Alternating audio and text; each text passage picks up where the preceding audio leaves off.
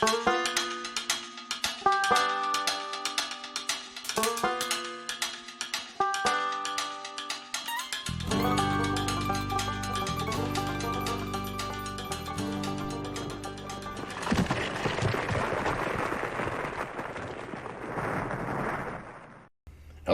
and welcome to my cellar for number 176. Jesus, I feel like it ought to be 1776. All right, first off, now that things are beginning to get back to normal, we've had a couple of cons that are, distancing and whatever, and we're trying to figure it out. There's somebody you ought to think about that's been struggling all this time because of the restrictions, and that's your friendly local game store. Now here in Cincinnati we have more than a couple, but I'm only familiar with two, and tonight I'll just mention one because they're good guys, and they're the ones in that I know of that you go to buy things like paints and things like that. That's YachtaQuest. Now they're in Evendale, which is a northern suburb area of Cincinnati on Reading Road, and that's where I go to get my paints, my brush cleaners, stuff like that. They also have gazillion games and dice and all the other stuff.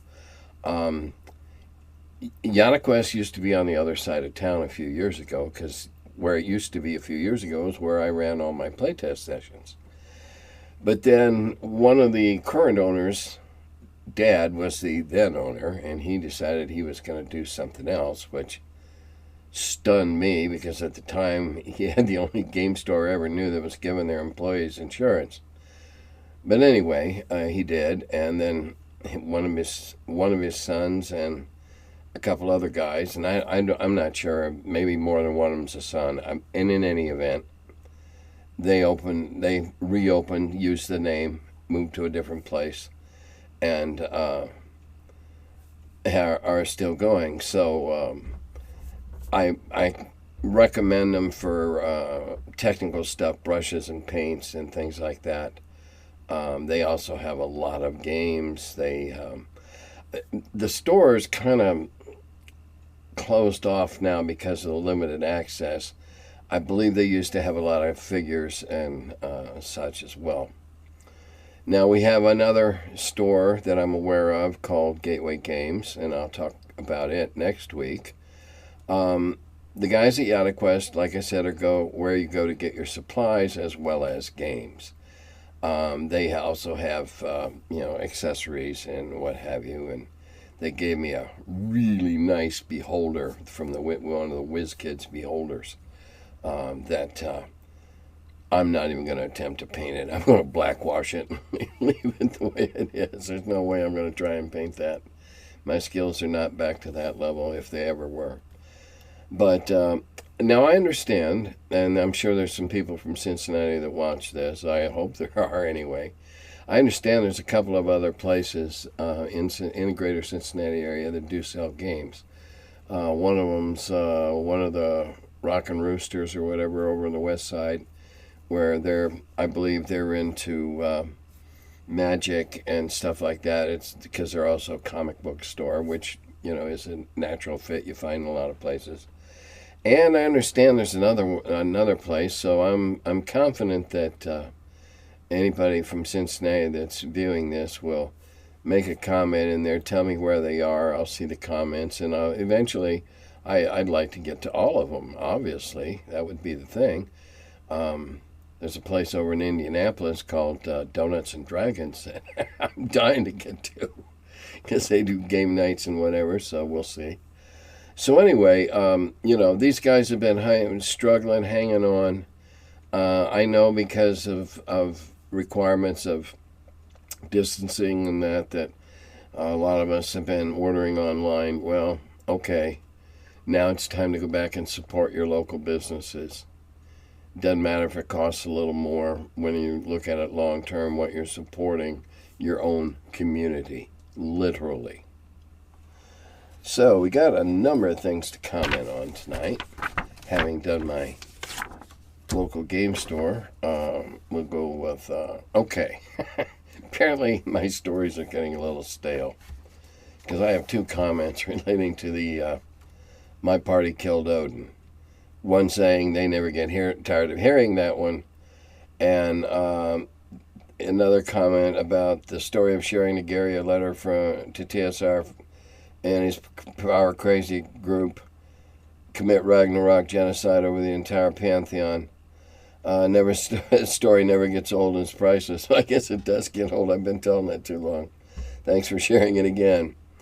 When I met my first gaming group of peers, we were barely 11 or 12 around the time, 82, 83. I was a bit on the conservative fence of feeling like I had to earn my character's powers just a little bit more than the others until I felt the competitive pressure of these power gamers.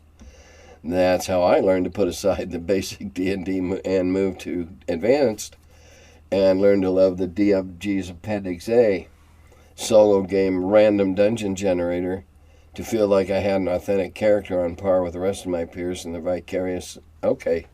Yeah, it wouldn't be the first time somebody ran through. Again, it's all about honesty. And if you croaked in one of those solo dungeons, you'd have to admit it. What's the difference between a druid and a geomancer? Alright. Would both have a similar spell list. What perks would I give to a geomancer? Well, I can answer that one in the middle of the question. None. I like the idea that geomancers can use rare stones of great quality to enchant items. An orange fire, opal for fire, blue aquamarine for water, green for vines, and green jade. Citrine for lightning, gives a purpose to gem collecting. Well, there's no reason you can't assign those stones the exact same types of properties in straight up magic. Now, I looked up geomancy. It's a type of divination. Well, number one, I don't like divination magic in my role-playing games. Because if somebody's going to set out to divine what's likely to happen and passes all their saving throws in that, well then I, as the master of the story, I have to give up part of the story, and I am now limited to whatever I said is part of the story. That's what it's got to be, and I can't change it. So I don't like it. Are they the similar as druids? No. Druids have their skills and powers are attuned to life and living things. Geomancers, as I understand it, are about reading rock formations, throwing a handful of dirt in the air and seeing how it comes down. Inanimate things. So I don't really know, even in a campaign setting, what the value would be of even playing a geomancer. Whereas with a druid, well, that's a whole different ballgame, attuned to nature. If you haven't read the Iron Druid series, you really, really, really ought to pick up at least one of the books. It's a really accessible definition and example of being a druid. In a recent interview, Jim Ward said his dungeon mastering style was inspired by Gary's style. I was wondering where you draw your dungeon mastering inspiration from. Don't misunderstand this. It's not ego. Me. I didn't have anybody to mimic. I played in 2 games, one of which was exceedingly brief, and the other one was kind of like a foggy, Jesus, what just happened thing. And then I took the games and I went to Carbondale and I became the DM and developed my own style and refined it and published it, refined it and polished it and modified it over the years as the type of games I like to run have modified and changed. So, now that's not to say that my style has been set in stone since the early days. When I got a chance to sit in on more than just 1 or 2 playtest sessions with Jim Ward behind the screen, I've come to really enjoy Jim's very gentle, very non-judgmental, oh, well, I guess you all died style. He doesn't get excited. He doesn't You know, and he cracks jokes, and I admire that. Gary could spin a tale. Rob Kuntz could set a stage, describing what you just came upon, and you know the room and the down to the menace in the air. Rob was good at that, but I never saw Rob DM, but maybe once or twice, and that was after I got to TSR. So I really didn't have anybody to mimic. I just had to do what felt right for me, and it fits my personality. Very conversational, very loosey-goosey, laissez-faire. Let's let things happen as they must. I sometimes read your video intros. However, I don't usually bother reading the intros because I want to listen to all your videos anyway. It makes cleaning my teeth and doing chores more enjoyable. Well, I'm really glad I can help you with that. I'm glad that I'm able to contribute to the overall cleanliness of my market and the overall dental health of gamers in general. Warms the cockles of my heart. I reckon it's worth writing those intros, though, because I reckon it enables newcomers to find your videos in a web search, so please continue writing them. Yes, that's the only reason I do it. I used to do it more tersely and just list topics, but now I just try to make it into kind of a conversational, yeah, this is what we're doing, knowing that search engines will pick out.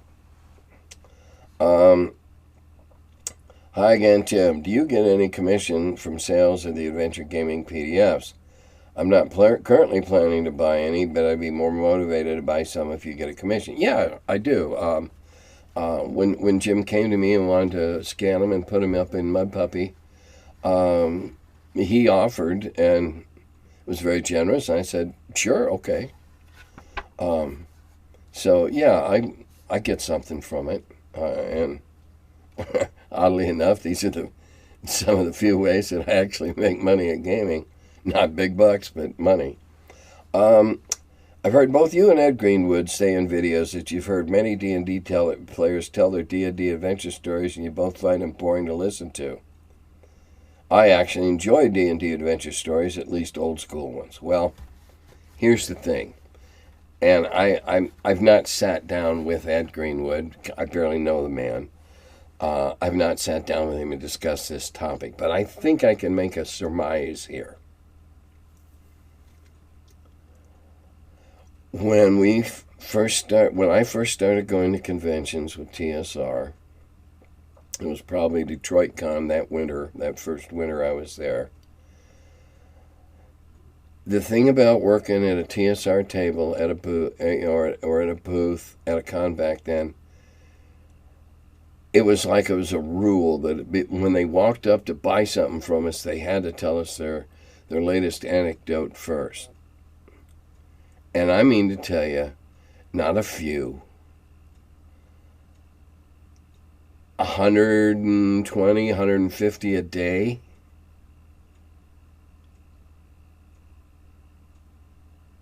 At least they tried to.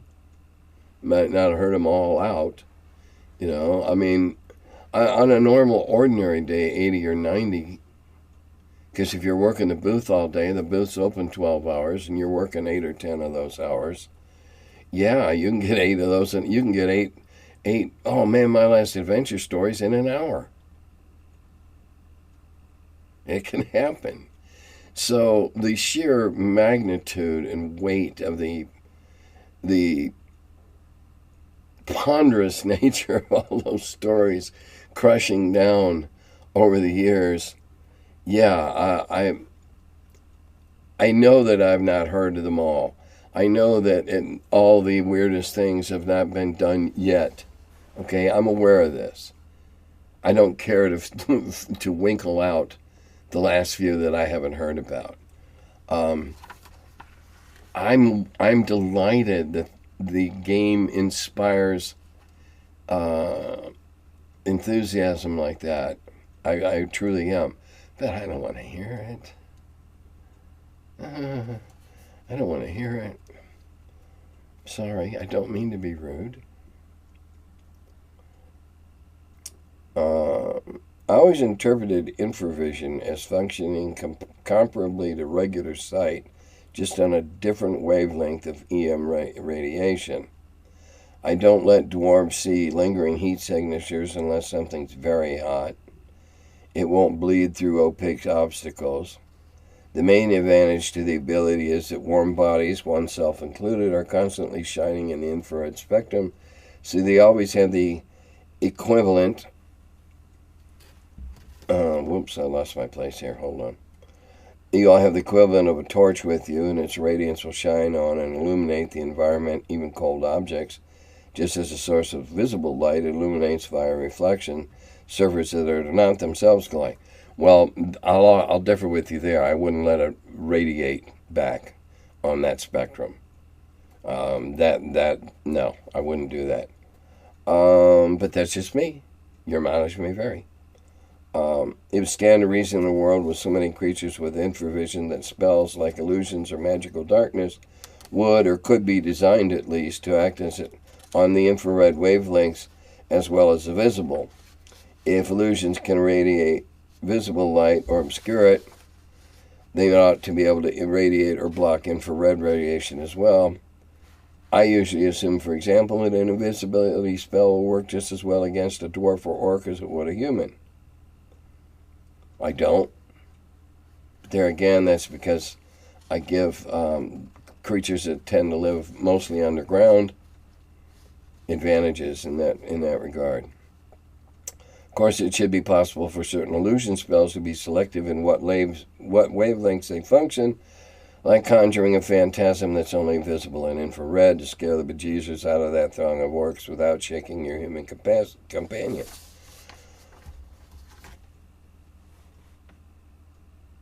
Okay.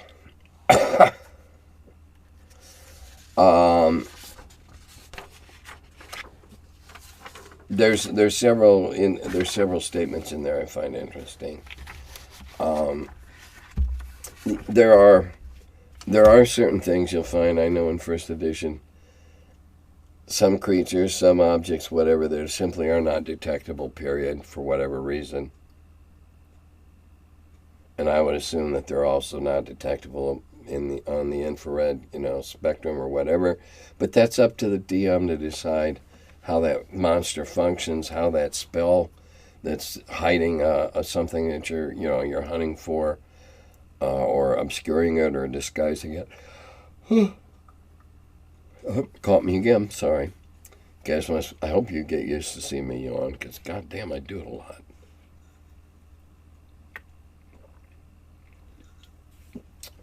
So, you play it in your world however you like. If it ever comes up in my world that some player in mine is delving into the wavelengths of visible and invisible light and whatever, I'll make a ruling then. Right now, it's not that big a deal.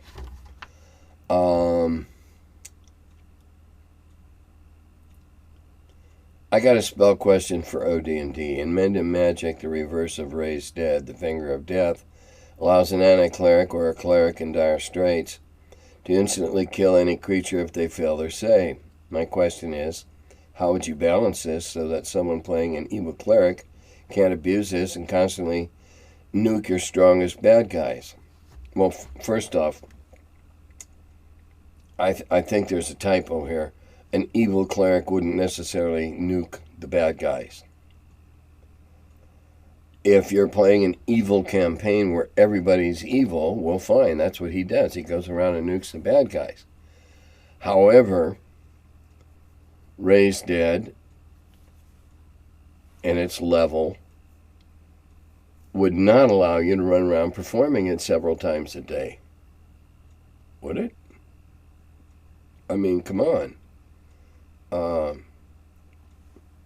Finger of death, finger of death, finger of death. No, I wouldn't allow that, Mike. Hey, pardon me. Not unless they'd memorized that many Raise Dead spells. And we're just going to say all the words backwards. And then I don't always make finger of death work perfectly every time.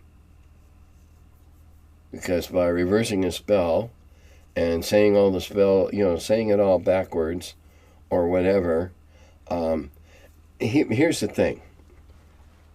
The cleric carries a raised dead with him because, hey, that's like the biggest Band-Aid in the toolbox, in the medic's bag. In dire straits, turning around and raising it differently has to involve some sort of changing of the syllables or whatever. And if it can be done right away in a dire straits, then I would assume in my world, Makanda, that would involve saying this spell backwards. And unless you're capable, your magic user, or your cleric rather, is capable of casting spells, saying prayers, as you know, that's how I handle it, much higher than the level of that one, I would say that there's bound to be a chance of an error, which perhaps that's the saving throw. All right, they made the saving throw because you made a mistake.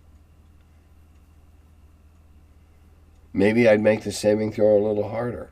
I don't know. That's for you to decide how you structure magic and how you handle memorizing spells and that in your world. Just things to consider, though, when you do make up your mind on those things. That's all. I just like to throw stuff out. What kind of soup you make out of it's entirely up to you.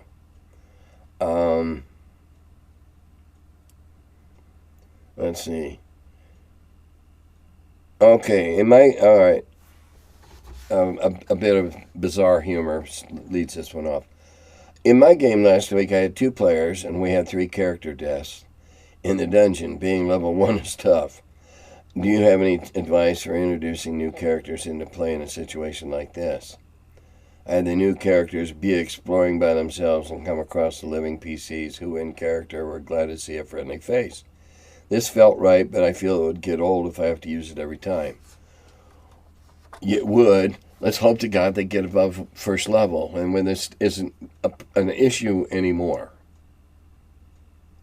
In Lake Geneva, we did all sorts of weird crap. I know Gary would have the party turn around the corner, and there's your long-lost twin brother separated at birth, whatever. A skin to slip into to continue playing with the rest of the party.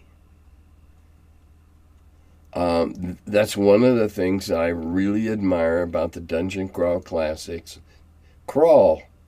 They're what they call their funnel. You start out with a stack of pre-made characters, and they die, and they die, and then they die. And by the time you get through, and whichever one is your guy that's still alive, that's who you start adventuring with. Pretty interesting concept. How many will you go through? First level is tough. Hey, I tell you what. Whatever level you start at is tough. Start everybody at 3. Why? More hit points. Better saving throws. A little harder to kill.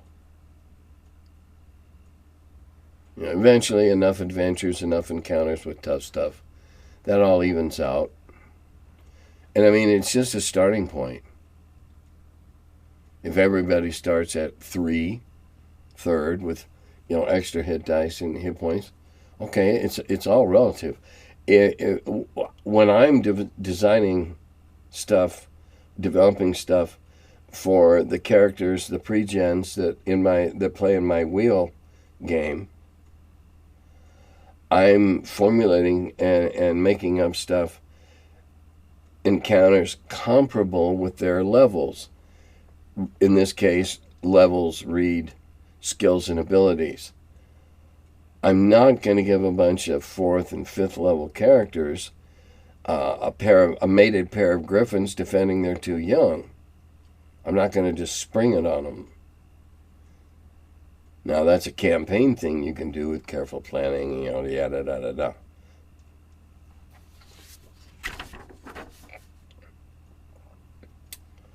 Okay. What's next? Oh, in your long-term games, what do you have players spend, use, waste their money on?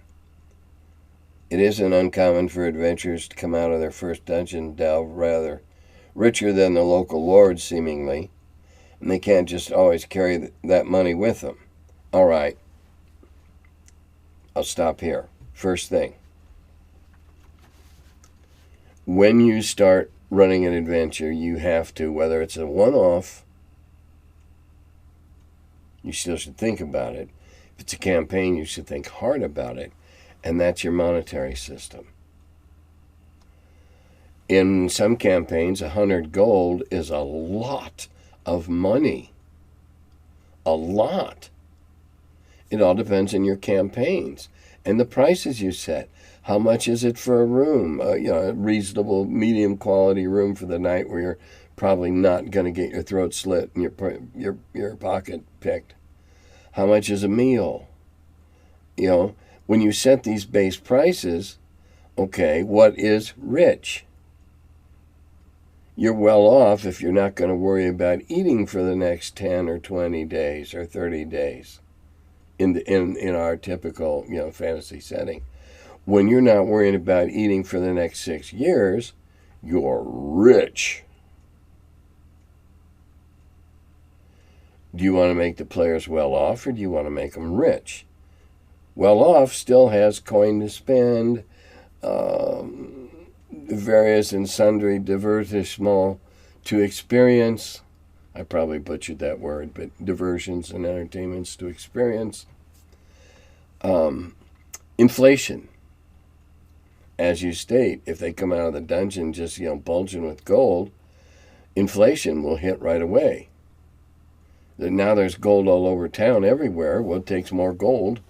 If a loaf of bread started out at 3 silvers and all this gold's flooding town, it won't be long before inflation, 8, 10 times inflation, and now it's worth 3 gold pieces. You can do that, especially if they're being complacent and just hanging around and not really doing much of anything. Hike their butts up out of their comfy digs because they're running out of money. Really big hoards should only be accessible once in a while. Every mom and pop store does not have the GE Electric payroll sitting in their backroom safe. It's a thing of scale and balance. You can just chalk off, depending upon the size of the place that they're staying, you can relieve them of more of their wealth. Big cities cost more. Big cities have more entertainments. Without getting prurient, without going there, you can just have so much upkeep. What do you spending it on wild women and song and alcohol, or whatever is in your campaign. There's always ways to siphon that off. Now it goes on to say that there is no banking system. No, there isn't. But when we got into that type of thing, I had places you could put your money for a fee, and it was safe. But it cost you money to keep it there, and like interest, it cost you money because basically you were hiring somebody's space in somebody's strong room, strong box, whatever, and you're helping pay for the upkeep of the 6 big guys picking their noses, guarding the thing. So if they got money to store, it's going to dwindle until it's gone. Entropy attacks fortunes, just like everything else. That's how I would handle it. Don't give them so much to begin with. Gold, gold, gold, gold, gold, gold, gold, gold. Everybody's talking about gold. So in my games, gold was rather rare. Lots of silver for several reasons. Silver is an easier medium to use when you're patterning your price schedule at non-gold rushed Old West days. You know, a really nice meal for 10 cents, a silver piece. You know, decent meal. Go into a bar that's got a buffet on it, and you know you can get a really nice meal and a beer for 3 silver or whatever, and 10 equal of gold. So I make dollars really scarce.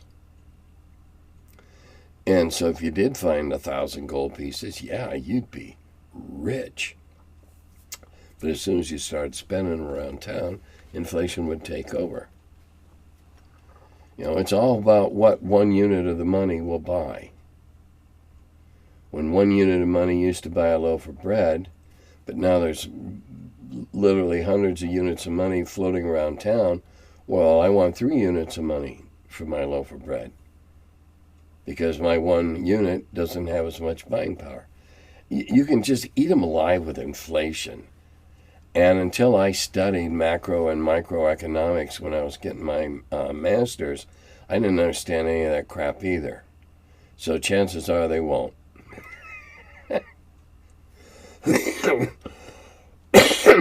This is one of those cases, well, maybe what they don't know is hurting them, but only a little. No, more caffeine. All right. Okay. Yeah, and you can let them buy. I used to let them buy, high quality arms and armor, and that was fine. In terms of the way I ran the game, let them buy really good swords. Not necessarily magic, not powerful magic, but I've always had weapons that were either plus to hit or plus to damage, not both, and not magical. An extremely well-made sword. Not your typical, but an extremely well-made sword, an extremely sharp axe. Not quite Vorpal, but really sharp. Spend the money on it. Upgrade the armor. Now, unless you're playing in a really, really, really big city, you can't just go in and buy a whole new suit and go from banded leather to plate and chain, but you can let them get a piece here and a piece there. Spend that money. Quality chainmail should be very expensive. Very expensive. In fact, in my opinion, it should be probably the most expensive aspect of your leather. I don't care if you're buying plate. Of course, anybody that wears plate in any fantasy role-playing game that isn't completely outdoors at the ye old fair, it's got a screw loose, in my opinion. Clank, clank, clank. Sneak up in that. Clank, clank, clank.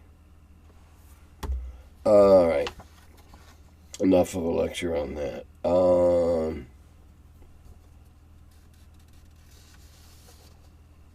Again, I don't link XP to treasure like the book says. I don't give you a point for a gold piece.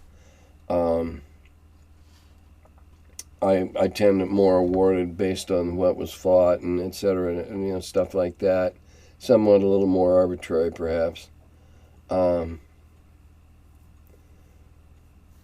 If you can find a place where you can store away your money and it's guaranteed safe, and I recall once that somebody in the party did a big solid for one of the local lords, who then said, "Hey, I got extra space in my basement. You can store anything down there you want."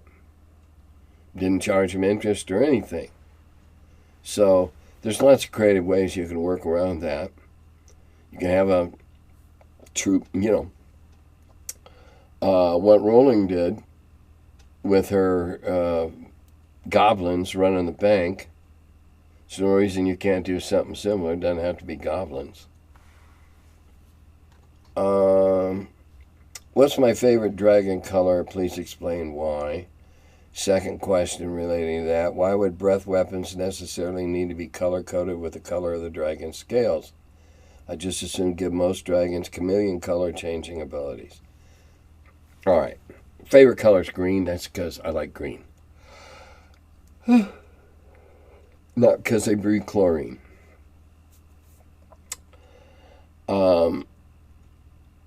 It was easier in the early days to say, okay, red dragons breathe fire, green dragons breathe, chlorine or acid or ice, or whatever, simply as a way to codify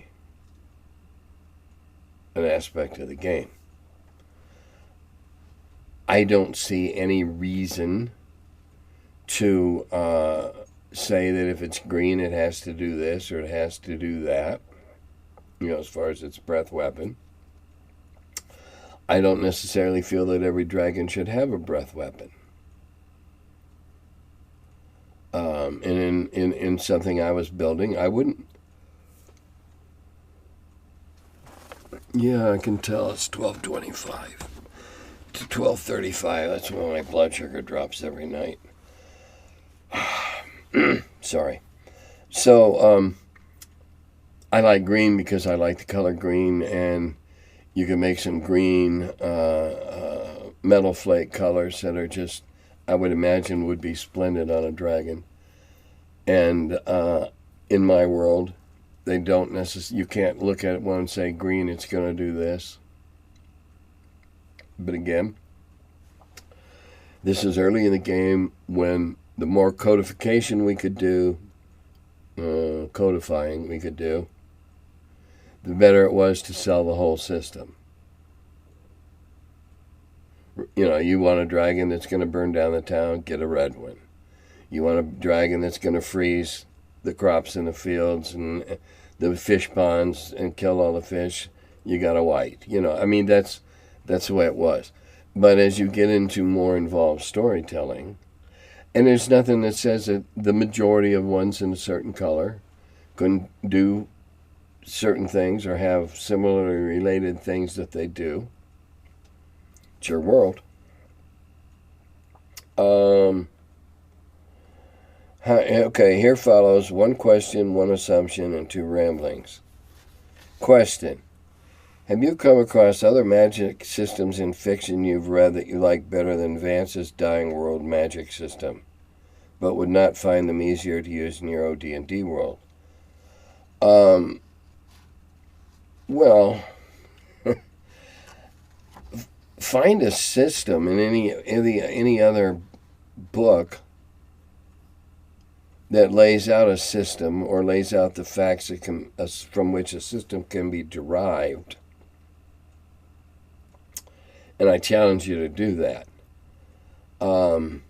Just as dragon colors were come up with by various tales, golden dragons are good, and celestial blue dragons in Chinese or Japanese myth. All right, Gary had a lot of stuff, a lot of sources he was pulling in here. A lot. And when it came to a magic system, he said, okay, I like Vance's concept because it could be codified. It could be limited. No, there's a reason for it. You don't fight to the last man. You don't fight to the last spell unless, something cataclysmic happens to you, and, well, then it's cataclysmic. That's why they call it that. There's easier ones, but they'd ruin the game. You just let magic users throw all the magic they wanted, whatever they wanted. You go to something like a spell point system, which I despise, because it requires no foresight, no planning. You just know you got that many bullets to shoot each day.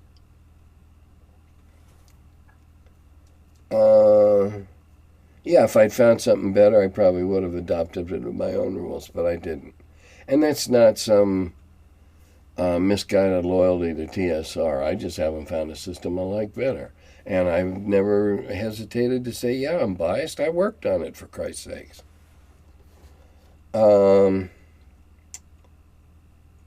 like the way you limit spellcasting with the Pantheon system, but wonder how debilitating to wizards magic users the system is in campaign setting or a long-running game, as PCs would need downtime to renew their spells.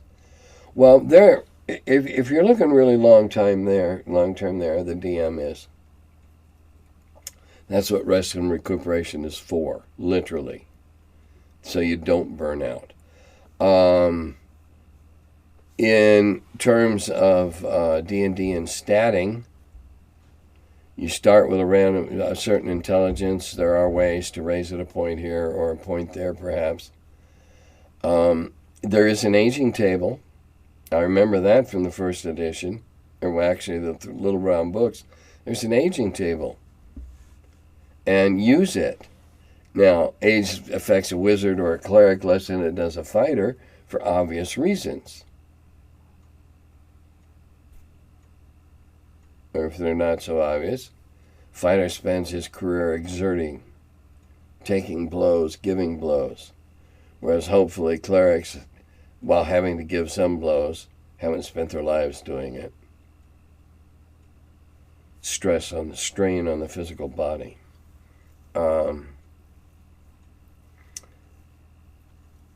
But there must be situations where magic users simply run out of spells and become overwhelmed by their foes. Yeah, that's called death.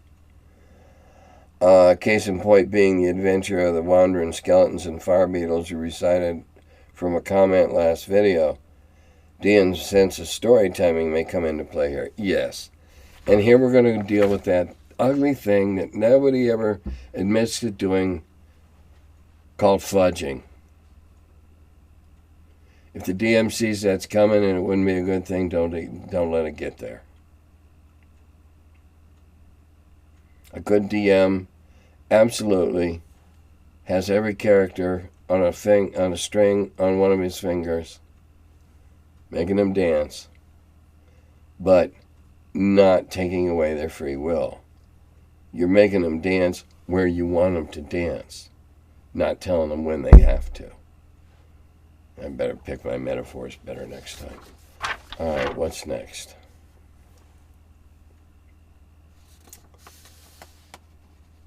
Okay. Oh, here's Ramble 2. Although old school D&D's magic rules are set to limit power for wizards, it seems that there must be in any given D&D campaign or world a number of magic users dedicated to solving these. Okay. No, there shouldn't be.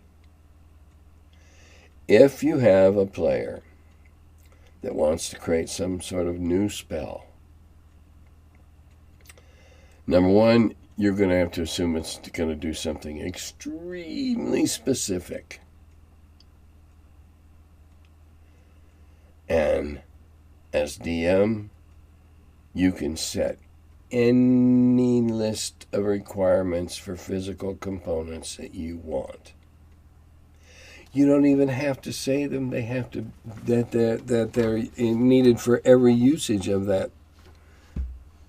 You can say that the first time you utter it, you need a black pearl of such and such a value. But any pearl will do every time afterwards. And you can make up any bullshit reason you want for saying that. It takes more to carve those new neural pathways, yada, yada, yada. Make up whatever you want. It's okay. It's all made up to begin with.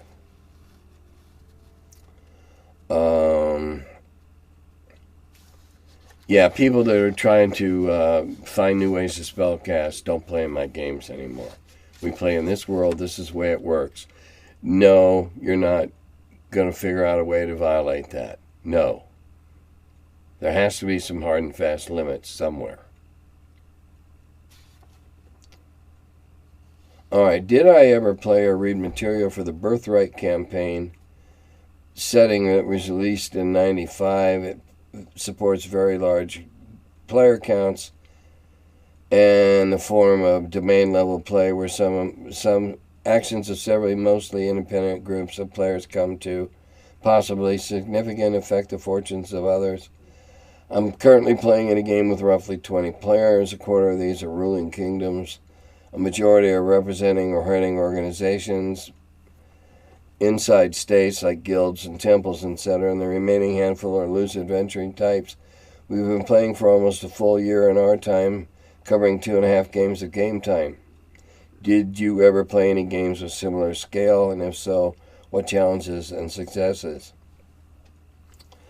I can't think of anything like that.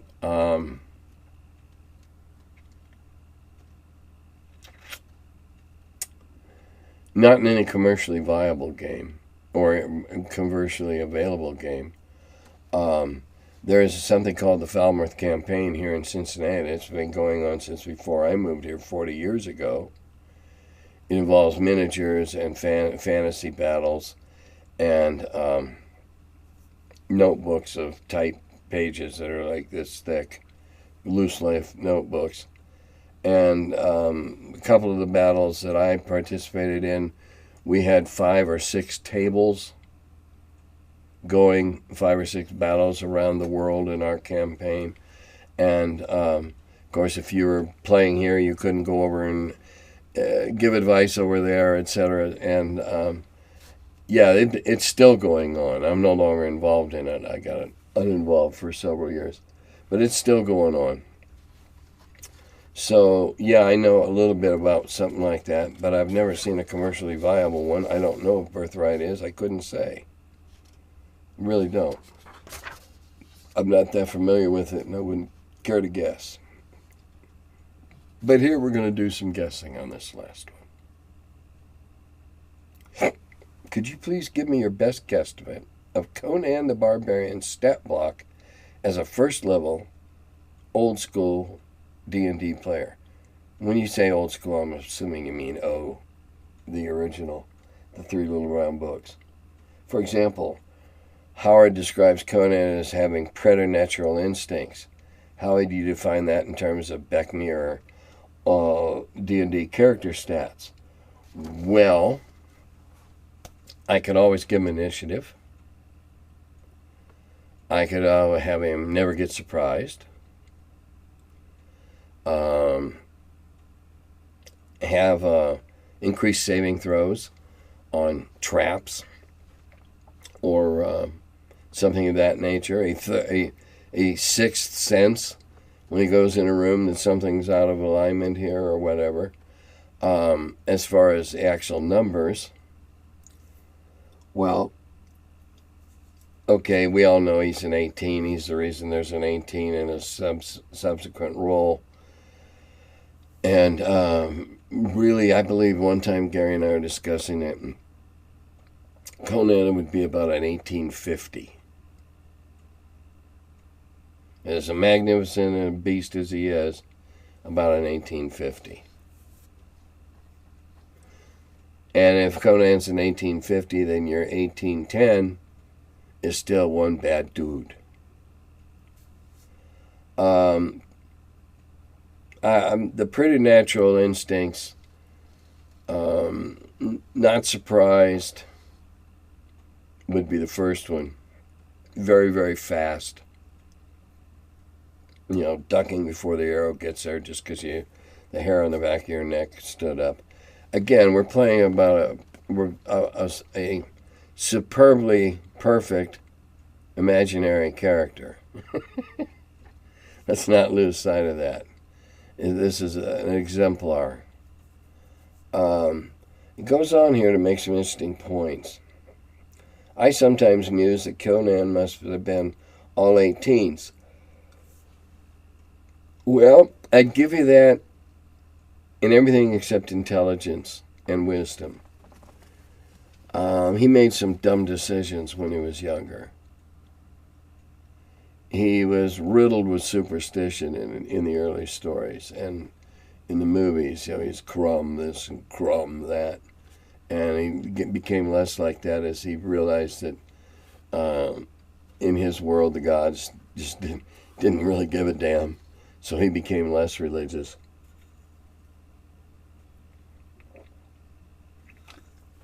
Or superstitious, or however you care to deal with that.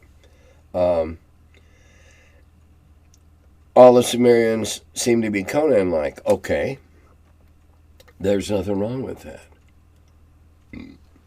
Everybody on this planet is a Homo sapiens. However, when the Vikings invaded England, they were bigger. They were bigger. And they wore armor, and they wore helmets. Nah, not the ones with the wings and all that crap. That we know that didn't happen. Those were Saxons. But they were physically larger. The Roman chroniclers have talked about the size of the Germanic tribes compared to the size of the average legionnaire. So they're all just really big dudes. And so that's a justification. He was a really big dude to begin with. Let's face it. When I was 16 years old, it was never going to happen that I was going to bulk up and become a middle linebacker. I didn't have the build for it. I didn't have the frame for it. I didn't have the musculature. So I became a tight end. And then I was a wide receiver because I was fairly fast and skinny and not the shortest guy on the team.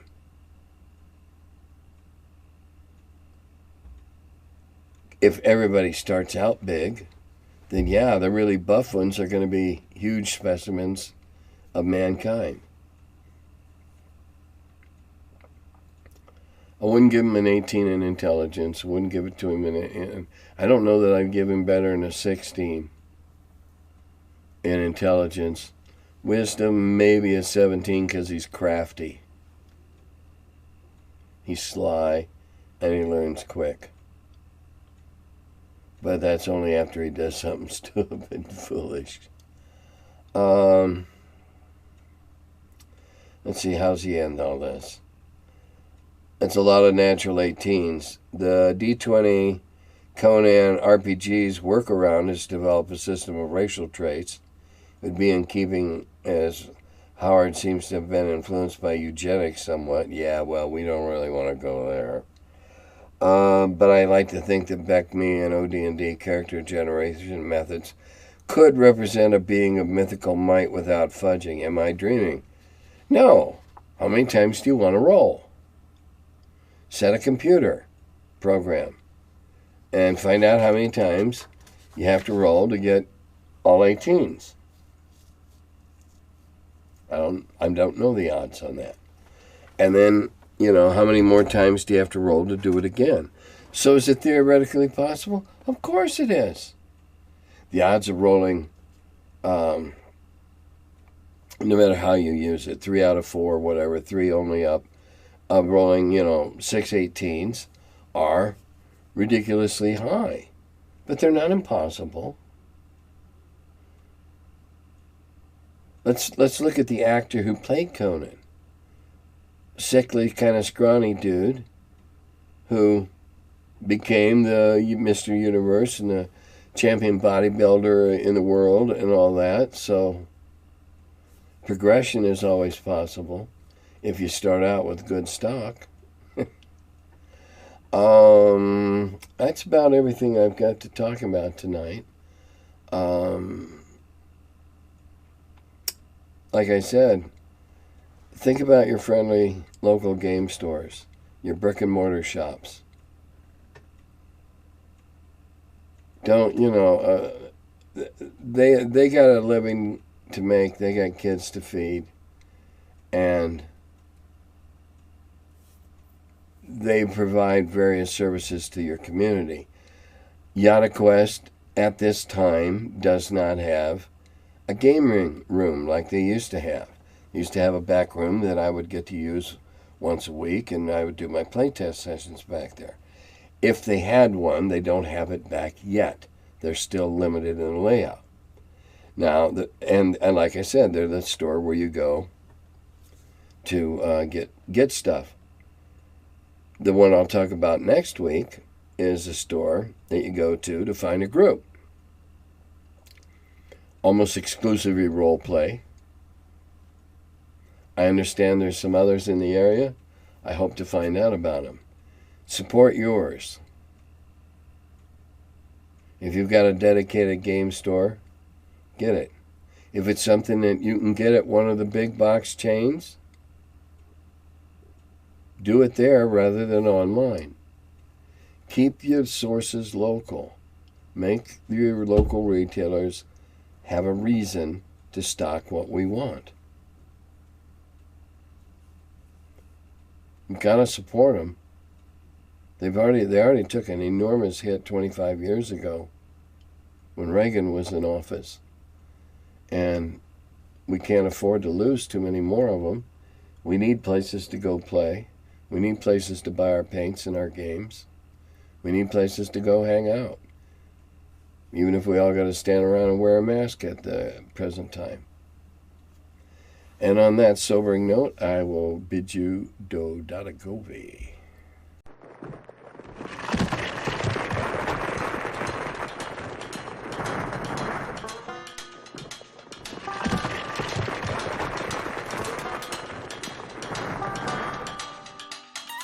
Oh, hello. I'm still figuring out when this thing starts. Welcome to my cellar. He's the curmudgeon who wrote about the dungeons. Now he's the feller, live from the cellar. Talks about D&D and old school RPGs. Still quite a feller, the curmudgeon in the cellar. Last man around when the race went down. Calling Gary in that Lake Geneva town. Hey Gary, it's an awful mess. Let me edit, we'll have success. D&D and Dragon Magazine. He's the curmudgeon who wrote about the dungeons. Now he's the feller, live from the cellar. Talks about D&D and old school RPGs, but he's still quite the feller, the curmudgeon in the cellar.